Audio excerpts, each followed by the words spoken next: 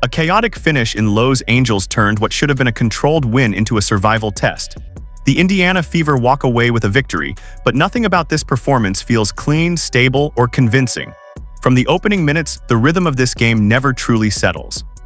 Every possession feels rushed, every shot selection questionable, and every defensive stop comes with hesitation rather than authority. Yet somehow the final scoreboard still favors Indiana. Caitlin Clark becomes the defining force of the night, not because everything is clicking, but because the game demands her to be the stabilizer when everything starts to break down. The closing stretch turns into pure survival basketball, where execution matters less than who can simply stay composed longer. The reality underneath the win is uncomfortable. Offensive inconsistency, defensive breakdowns, and a second half that spirals into survival mode rather than control. And even with all that chaos, the result still tilts Indiana's way. But the deeper story is not just the win itself, it's how fragile it all looked while securing it. The most alarming part of this matchup is not the final score, but the inability to generate consistent offense across 4 quarters. Even when Indiana builds momentum, it quickly evaporates through empty possessions and rushed decisions. The third and fourth quarters expose the imbalance clearly. Scoring drops, spacing tightens, and possessions become increasingly dependent on isolation rather than structure. Instead of controlling tempo, Indiana ends up reacting to it. Woo! That got a little hairy at the end of this game. At the end of this game, it got a little hairy. And, wow, Caitlin Clark kind of saved the day here in the last quarter of this game. But even with that, in the second half, Indiana Fever had trouble scoring points.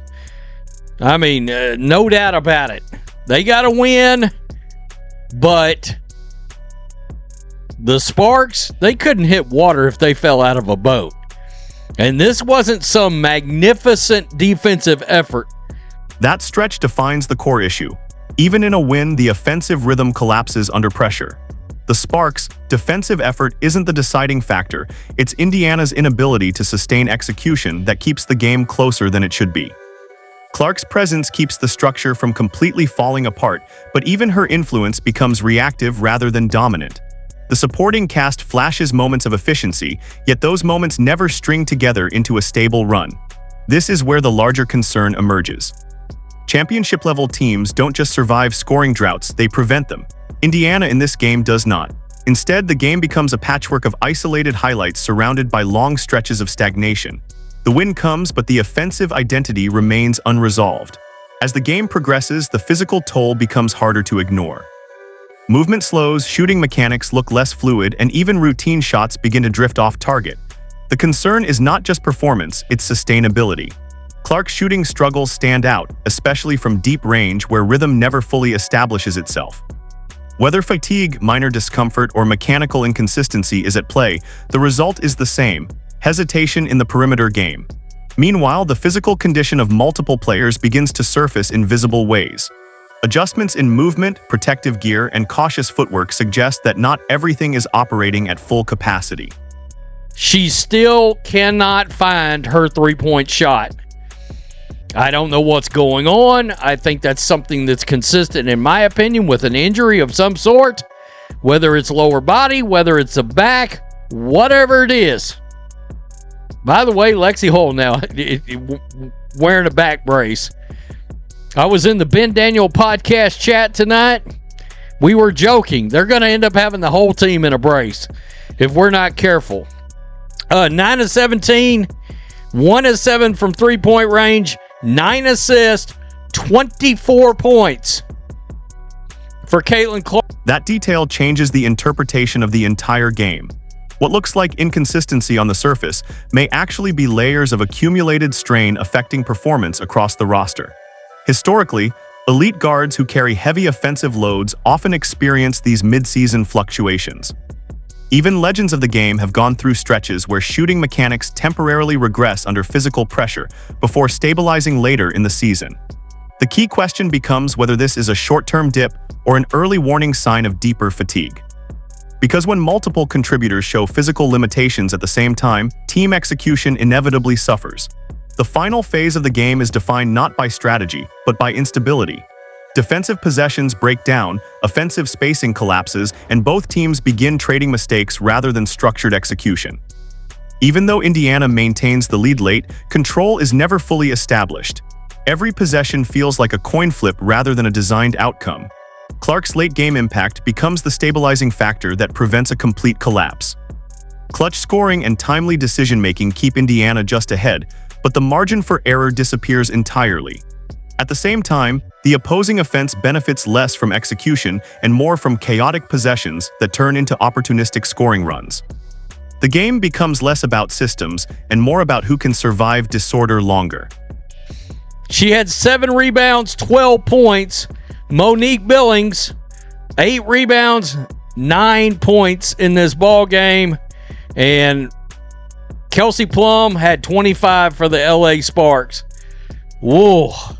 I got to tell you, at times, that basketball was ugly tonight. Real ugly. Pace of play, rough to watch sometimes. Caitlin Clark, first half, 11.6 assists, 2 rebounds, 2 steals, 1 block. Caitlin Clark was dominant in the first. That statistical profile reflects a broader truth. Even in a win, efficiency is inconsistent on both sides.